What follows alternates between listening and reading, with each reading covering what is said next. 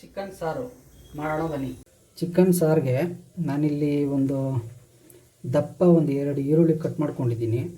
ಈ ಥರ ಒಂದು ಟೊಮೆಟೊ, ಮೀಡಿಯಮ್ ಸೈಜಿನ ಟೊಮೆಟೊ ಕಟ್ ಮಾಡ್ಕೊಂಡಿದ್ದೀನಿ. ಈ ಥರ 2 ಟೇಬಲ್ ಸ್ಪೂನ್ ಧನಿಯಾ ಪುಡಿ, 1 ಟೇಬಲ್ ಸ್ಪೂನ್ ಖಾರದ ಪುಡಿ, 1 ಇಂಚು ಚಕ್ಕೆ, ಒಂದು 3 ಲವಂಗ ತೊಗೋಬೇಕು.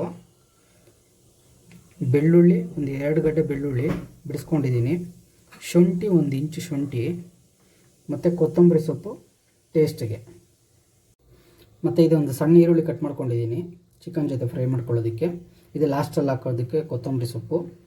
ಮತ್ತು ಈ ಚಿಕನ್ ಸಾರಿಗೆ ಒಂದು ಅರ್ಧ ಟೇಬಲ್ ಸ್ಪೂನಷ್ಟು ಅರಿಶಿನ. ಮೊದಲಿಗೆ ಒಂದು ಬಾಣಲಿನ ಬಿಸಿ ಮಾಡಿಕೊಂಡು, ಬಿಸಿ ಆದಮೇಲೆ ಒಂದು 2 ಟೇಬಲ್ ಸ್ಪೂನು ಎಣ್ಣೆ ಹಾಕ್ಕೊಳ್ಳೋಣ. ಒಂದು 2 ಟೇಬಲ್ ಸ್ಪೂನ್ ಸಾಕು, ಜಾಸ್ತಿ ಬೇಡ. ಮೊದಲಿಗೆ ಚಕ್ಕೆ ಲವಂಗ ಹಾಕ್ಕೊಳ್ಳೋಣ. ಅದಾದಮೇಲೆ ಶುಂಠಿ ಬೆಳ್ಳುಳ್ಳಿ,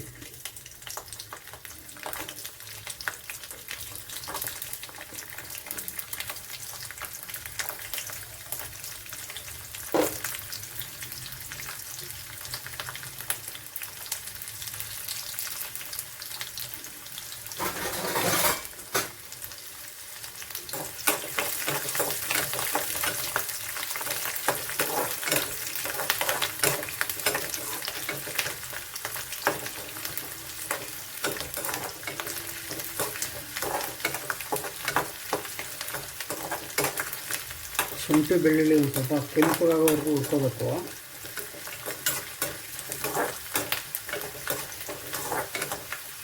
ಇದು ಎಷ್ಟು ಚೆನ್ನಾಗಿ ಫ್ರೈ ಆಗುತ್ತೋ ಅಷ್ಟು ಚೆನ್ನಾಗಿ ಸಾರಾಗುತ್ತೆ.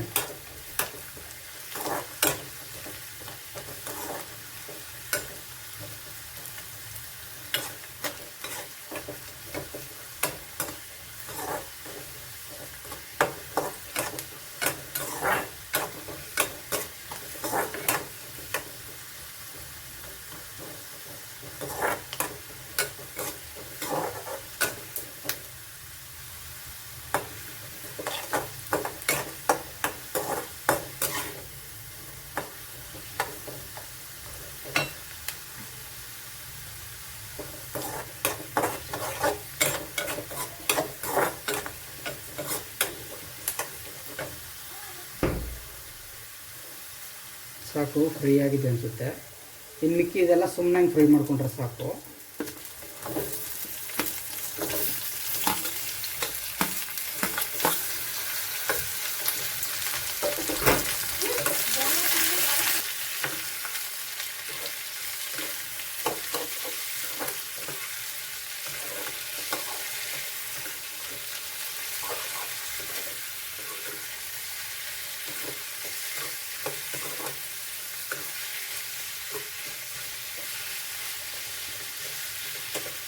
ಇದೇನು ಜಾಸ್ತಿ ಫ್ರೈ ಆಗೋ ಅವಶ್ಯಕತೆ ಇಲ್ಲ.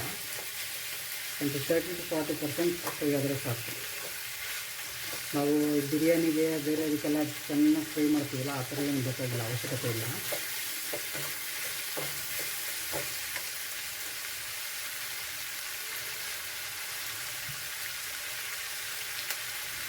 ಕೊತ್ತಂಬರಿ ಸೊಪ್ಪು ಹಾಕೋಬೇಕು.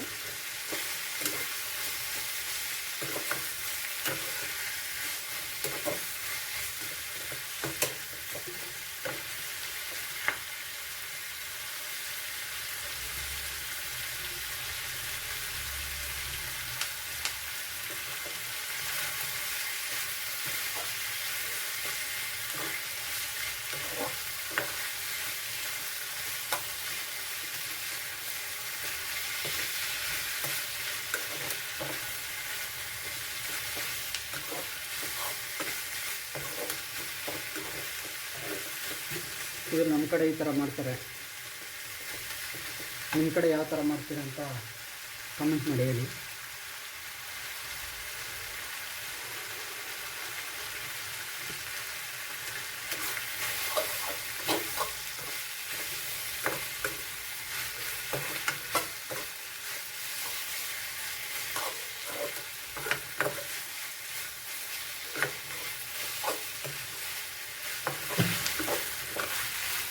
ಇದು ಡೈರೆಕ್ಟಾಗಿ ಮಿಕ್ಸಿಗೆ ಹಾಕ್ಬಾರ್ದು, ಹಾಕಿದ್ರೆ ಮಿಕ್ಸಿ ಜಾರು ಸುಟ್ಟೋಗ್ಬಿಡುತ್ತೆ. ಕೆಳಗಡೆ ಪ್ಲಾಸ್ಟಿಕ್ ಲೇಯರ್ ಇರುತ್ತಲ್ಲ ಅದು. ಇದು ಸ್ವಲ್ಪ ತಣ್ಣಗಾಗಲಿ, ಒಂದು 10ರಿಂದ 15 ನಿಮಿಷ ತಣ್ಣಗಾದ್ಮೇಲೆ ಮಿಕ್ಸಿಗೆ ಹಾಕ್ಕೊಳ್ಳೋಣ. ಮಸಾಲೆಗೆ ಎಣ್ಣೆ ಹಾಕಿರ್ತೀವಿ, ಅದರಿಂದ ಒಂದು ಸ್ವಲ್ಪ ಹಾಕ್ಕೊಂಡ್ರೆ ಸಾಕು, 1 ಟೇಬಲ್ ಸ್ಪೂನಷ್ಟು, ಜಾಸ್ತಿ ಬೇಕಾಗಿಲ್ಲ.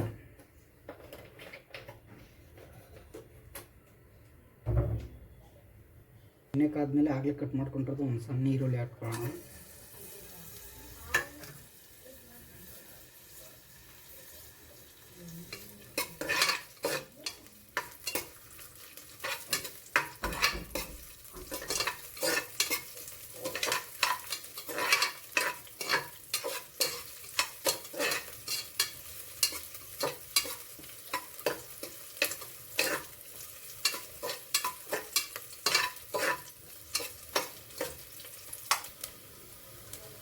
ಇದು ಈರುಳ್ಳಿ ಸ್ವಲ್ಪ ಫ್ರೈ ಆದಮೇಲೆ ಚಿಕನ್ ಹಾಕೊಳ್ಳೋಣ. ಚಿಕನ್ನ ಚೆನ್ನಾಗಿ ತೊಳ್ಕೊಬೇಕು, ಒಂದು 2 ನಿಮಿಷಕ್ಕೆ ತೊಳ್ಕೊಳ್ಳಿ, ಇಲ್ಲಾಂದರೆ ಸ್ಮೆಲ್ ಬರುತ್ತೆ.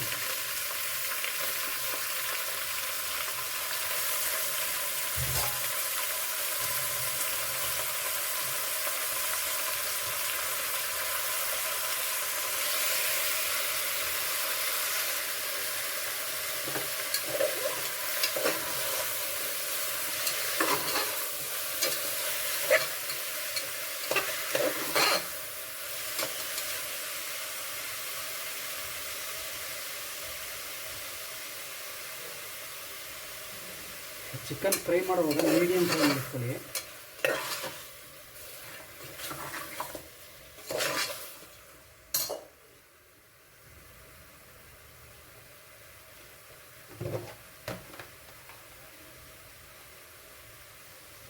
ಒಂದು ಅರ್ಧ ಸ್ಪೂನು ಅರಿಶಿನ,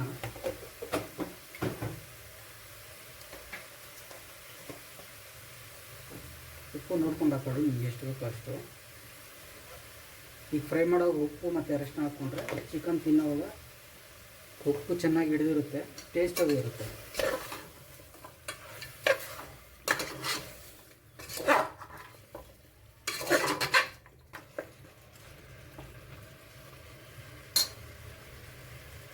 ಇದನ್ನ ಒಂದು 5 ನಿಮಿಷ ಹೀಗೆ ಫ್ರೈ ಮಾಡಬೇಕು. ಹೀಗೆ ಫ್ರೈ ಮಾಡಿದ್ರೆ ತಿನ್ನೋಕ್ಕೆ ಚೆನ್ನಾಗಿರುತ್ತೆ ಚಿಕನ್.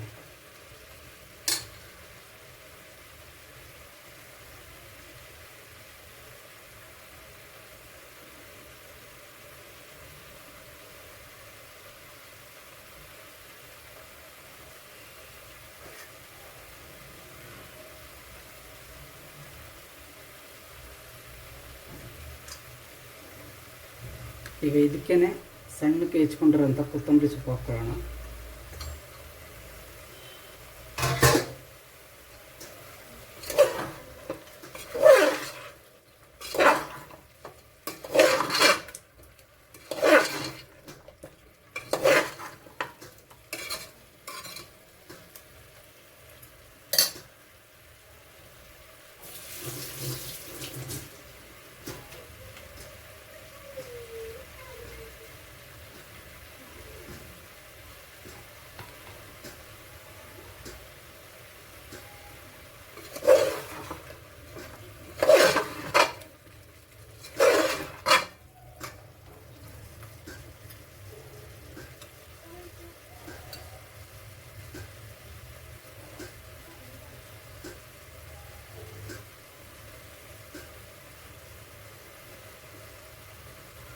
ಆ ಚಿಕನ್ ಇರೋ ನೀರಿನ ಅಂಶ ಎಲ್ಲ ಆಚೆ ಬರಬೇಕು, ಅಲ್ಲಿವರೆಗೂ ಹೀಗೆ ಕುದೀತಾ ಇರಬೇಕು.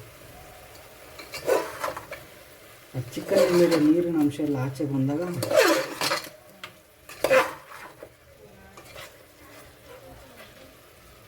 ಚಿಕನ್ ಸಾಫ್ಟ್ ಆಗುತ್ತೆ.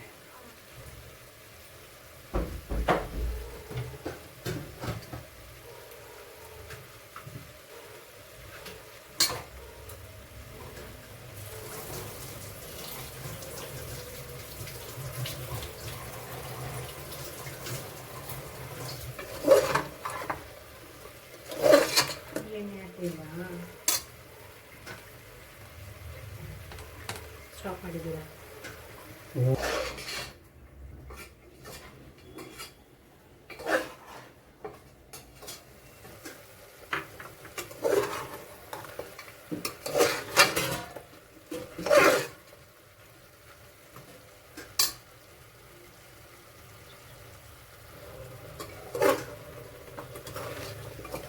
ನೋಡಿ ನೀರು ಬಿಡೋಕ್ಕೆ ಸ್ಟಾರ್ಟ್ ಆಗಿದೆ.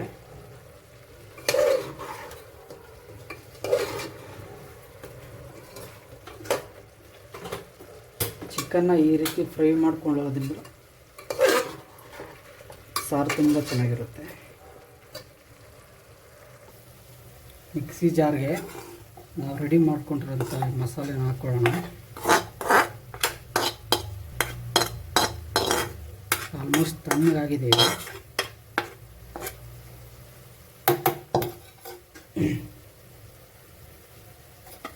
ಇದ್ರ ಜೊತೆಗೆ ಧನಿಯಾ ಪುಡಿ, ಖಾರದ ಪುಡಿ ರುಬ್ಬಾಗಿ ಹಾಕ್ಕೋಬೇಕು.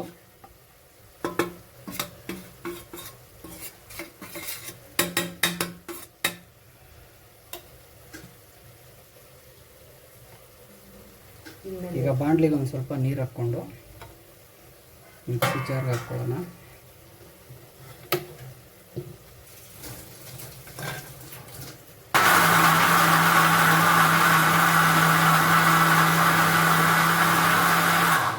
ತುಂಬ ರಫ್ ಆಗೋಬೇಡ, ತುಂಬ ಸ್ಮೂತ್ ಆಗೋಬೇಡ, ಈ ಹದಕ್ಕಿದ್ರೆ ಸಾಕು.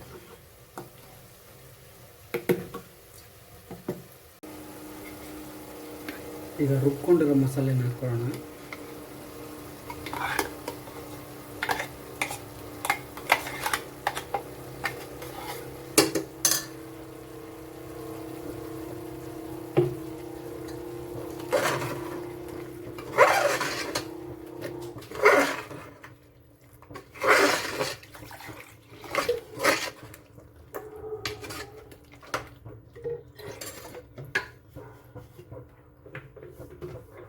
ನಾನಿಲ್ಲಿ 3/4 kg ಚಿಕನ್ಗೆ ಎಷ್ಟು ಬೇಕೋ ತೋರಿಸಿದ್ದೀನಿ. ನೀವು ಅದಕ್ಕೆ ನೋಡ್ಕೊಂಡು ನೀವು ಎಷ್ಟು ಮಾಡ್ಕೊತಿರೋ ಕ್ವಾಂಟಿಟಿ ಅದಕ್ಕೆ ತಕ್ಕನಾಗಿ ಈರುಳ್ಳಿ, ಟೊಮೆಟೊ ಎಲ್ಲ ಎತ್ಕೊಂಡು ಮಸಾಲೆ ಎಲ್ಲ ಇನ್ಕ್ರೀಸ್ ಮಾಡ್ಕೋಬೋದು.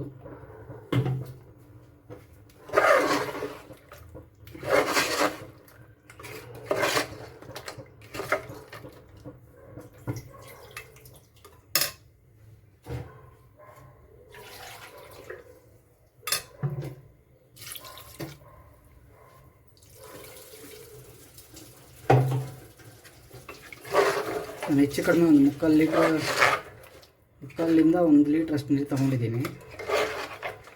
ನಿಮಗೆ ಹದ ಎಷ್ಟು ಬೇಕೋ ಅಷ್ಟು ಇಟ್ಕೋಬೋದು ಕ್ವಾಂಟಿಟಿ.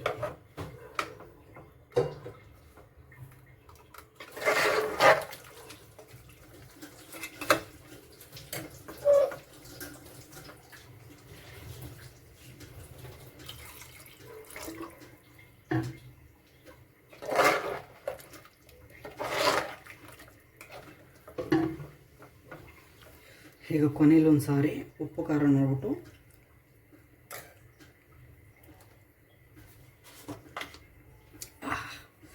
ಖಾರ ಇದೆ, ಉಪ್ಪು ಕಡಿಮೆ ಇದೆ, ಒಂದು ಸ್ವಲ್ಪ ಹಾಕ್ಕೊಂಡು ಇದೊಂದು ಕುದಿ ಬರುವ ಕುದಿನೇ.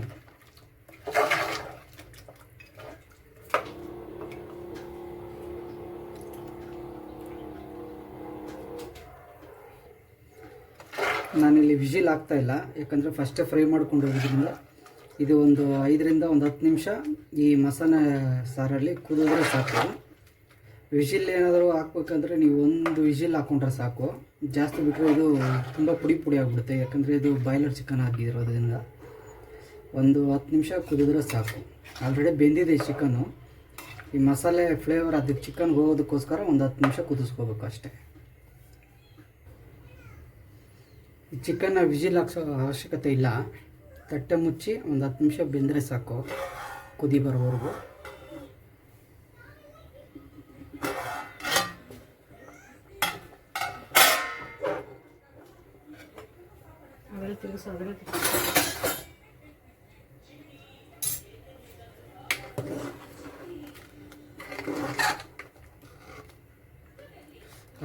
ಘಮ ಘಮ ಅಂತ ಇದೆ ನೋಡಿ, ಹೇಗಿದೆ. ಇದು ಹಳೆ ಕಾಲದ ಶೈಲಿ, ನೀವು ಟ್ರೈ ಮಾಡಿ ಒಂದ್ಸರಿ. ಧನಿಯಾ ಪುಡಿ ಮನೆಯಲ್ಲೇ ಮಾಡಿರೋದ್ರಿಂದ ಘಮ ಘಮ ಅಂತ ವಾಸನೆ ಬರ್ತಾಯಿದೆ. ಧನಿಯಾ ಪುಡಿ ಹೇಗೆ ಮಾಡೋದು ಅಂತ ಏನಾದರೂ ಬೇಕಂದರೆ ಕಮೆಂಟ್ ಮಾಡಿ. ನೆಕ್ಸ್ಟ್ ವಿಡಿಯೋನಲ್ಲಿ ಖಂಡಿತ ಮಾಡಿ ತೋರಿಸ್ತೀನಿ.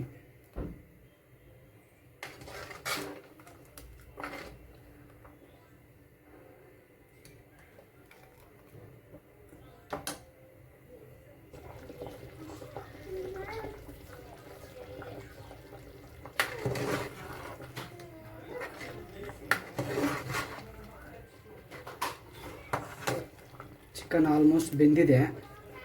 ಇನ್ನೊಂದು 5 ನಿಮಿಷ ಕುದಿ ಬಂದರೆ ಚಿಕನ್ ರೆಡಿ.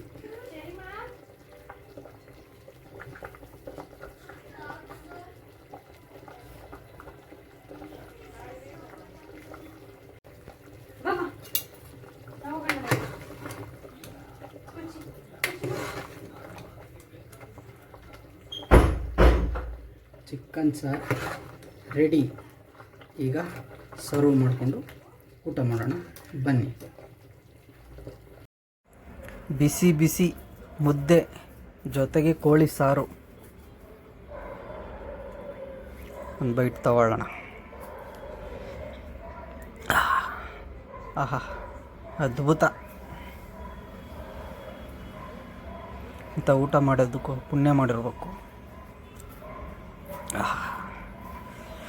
ಚಿಕನ್ ಪೀಸ್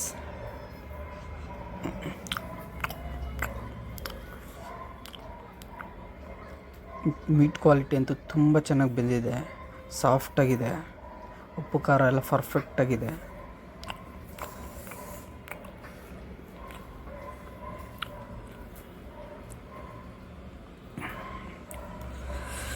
ನೀವು ಮನೇಲಿ ಮಾಡಿ ಹೇಗಿದೆ ಅಂತ ಕಮೆಂಟ್ ಮಾಡಿ.